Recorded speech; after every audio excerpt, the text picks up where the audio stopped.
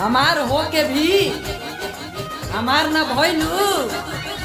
जब हमरा से इतना प्यार रहे तो दूसरा के घरे काहे गइलू। झूठो रानी दिया तू खइलू, पसंद दूसरा के कइलू।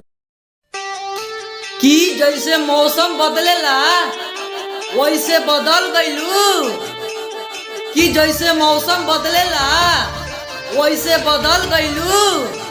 कौन कमी रहे पंकज भाई में कि इनकरा के छोड़ के दूर चल गइलू। दूसरा केहू के फुलवारी में पांडेपुर के काजल लगैबू, मिसरोलिया के लिपस्टिक। पांडेपुर के काजल लगैबू, मिसरोलिया के लिपस्टिक। और सकरा उसरी तो हिलाइए जालू। अब का हिलाबू सिवान डिस्ट्रिक्ट। सिवान जिला में